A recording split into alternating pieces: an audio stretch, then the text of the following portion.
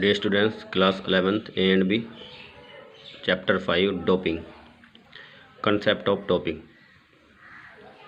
Doping is not new to the people of this world. In ancient Greece, there were specialists who used to offer athletics, nutritional regard, ingredients in order to enhance their physical performance. Those specialists may be compared to the current sports medicine specialist during the Olympic Games in the 3rd century BC. The athletes were trying to increase their sports performance by taking mushrooms and the opium in the I century AD. The Greek runners used to drink a herbal beverage to increase their strength and be capable to run long distance races.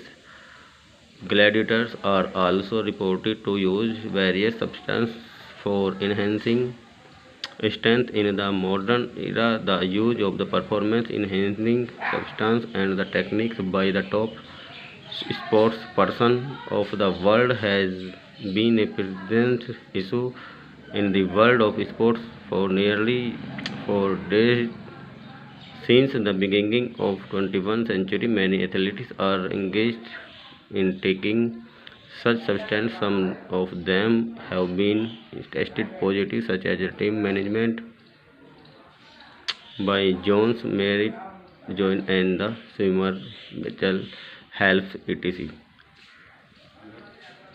इस संसार के व्यक्तियों के लिए doping मादक पदार्थों का seven या तरीका कोई नई बात नहीं है। प्राचीन यूनान में भी विशेषज्ञ हुआ करते थे जो खिलाड़ी का पोषण संबंधी अवयव या अंश दिया करते थे ताकि उनके शारीरिक प्रदर्शन को बढ़ाया जा सके। उन विशेषज्ञों की तुलना वर्तमान समय के लिए चिकित्सा विज्ञान के विशेषज्ञों से की जा सकती थी। 3वीं शताब्दी ईस्वी पूर्व में ओलंपिक खेलों के दौरान खुम्बी, मशरूम्स तथा अफीम को लेकर खिलाड़ी अपने खेल प्रदर्शन को बढ़ाने का प्रयास किया करते थे। ईस्वी की प्रथम शताब्दी में यूनानी धावक अपनी शक्ति में वृद्धि करने के लिए तथा लंबी दूरी की दौड़ों को दौड़ने के योग्य होने के लिए जड़ी बूटियों से पेय का प्रयोग किया करते थे। प्राचीन काल में रोम से लड़ने वाले जन योद्धाओं ग्लाइडर्स के बारे में भी बताया जाता है कि वे भी अपनी शक्ति को बढ़ाने के लिए विभिन्न प्रकार के पदार्थों का सेवन किया करते थे। आधुनिक काल में भी लगभग 4 दशकों के खेल संसार में विश्व के सर्वोच्च खिलाड़ी के द्वारा प्रदर्शन को बढ़ाने वाले पदार्थ तथा तकनीक का प्रयोग एक निरंतर विवाद का विषय बना हुआ है। किसी शताब्दी के प्रारंभ में अनेक खिलाड़ी एथलीट ऐसे पदार्थ को लेने में संलिप्त। उनमें से कुछ ऐसे Tim Montgomery Jones, Marion Jones व तैराक माइकल फेल्प्स आदि के परीक्षण भी सकारात्मक पॉजिटिव रह चुके हैं।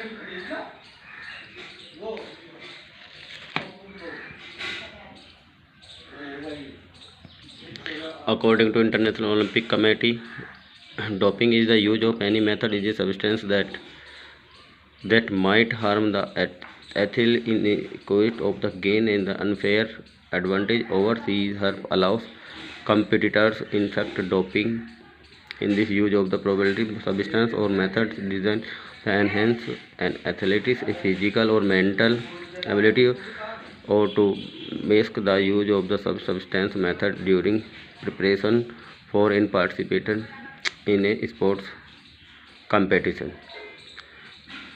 डोपिंग का यूज तो प्रत्येक व्यक्ति करने लगे, क्योंकि उसमें क्या नशा होता था, नशे के अकॉर्डिंग व्यक्ति पूरा प्रॉपर वर्क करता था। जब तक उसके शरीर में नशे की होती थी तब तक पूरी बॉडी वर्क करती थी, उसके बाद उसको प्रॉब्लम होने लगती थी।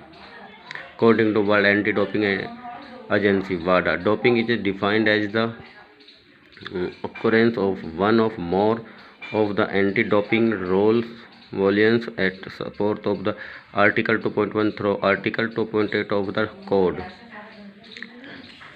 खेलकूद में डोपिंग अंतर्राष्ट्रीय ओलंपिक समिति एक द्वारा प्रतिबंध पदार्थ का विधि एक एथलीट द्वारा सोच समझकर या असावधान होकर प्रयोग करना।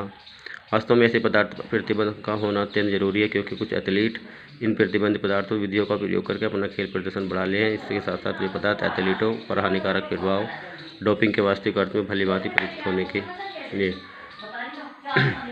डोपिंग का संहिता कोड के अनुसार 2.1 अनुच्छेद 2.8 से प्रतिशत क्या गया कि एक से अधिक डोपिंग नियम के उल्लंघनों के घटना के रूप में परिभाषित किया जा सकता है।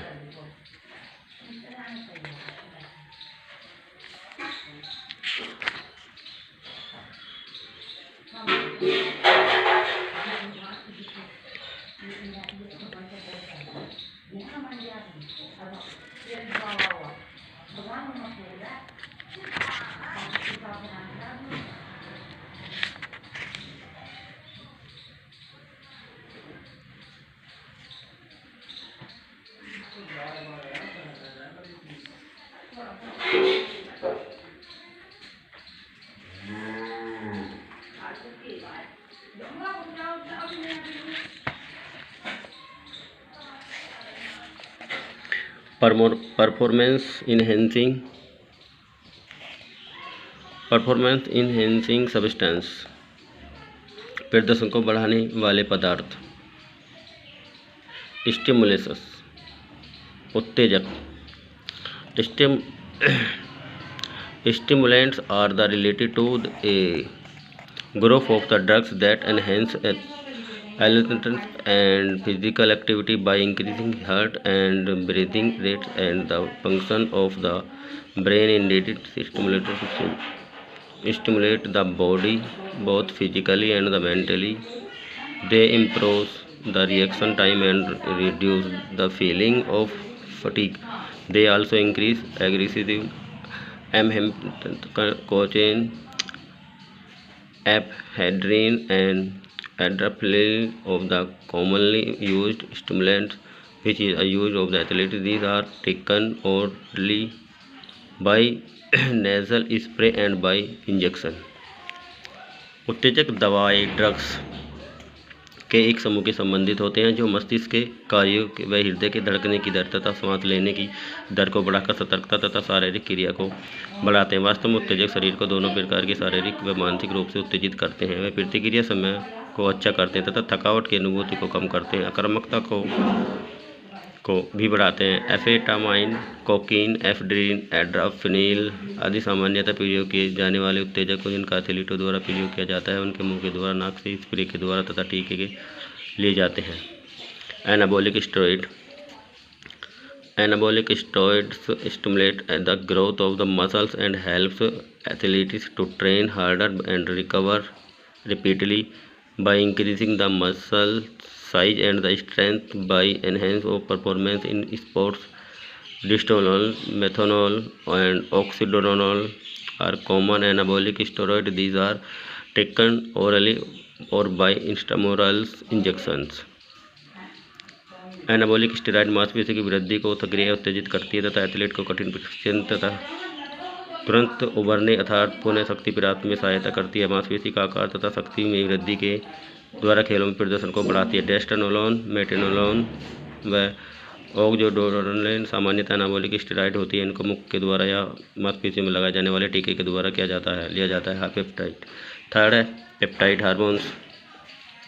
Pupil hormones are the substances that are produced by the glands of the body. These substances circulate in the blood. These substances can improve the growth of the muscles, change the balance of the hormones, and increase the production of red blood cells, which increase the ability of the blood to carry oxygen. These hormones are the prohibited in and out of competition. Example Of such hormones are hormone, growth hormones and insulin etc. Peptide hormones के पदार्थ होते हैं जो शरीर में ग्रंथियों के द्वारा उत्पन्न किए जाते हैं। ये पदार्थ शरीर में परिवहन में विरंभन करते हैं। ये पदार्थ मांसपेशियों की वृद्धि को बढ़ा सकते हैं, लाल रक्त कणिकाओं के उत्पादन को बढ़ा सकते हैं, जो रक्त के ऑक्सीजन को ले जाने की प्रतियोगिता को बढ़ा सकते हैं। हार्मोन्स प्रतियोगिता से बाहर प्रतिबंधित होते हैं। एरिथ्रोपोएटिन, मानव वृद्धि हार्मोन्स व इंसुलिन आदि ऐसे ही हार्मोन्स के उदाहरण हैं। Thank you student.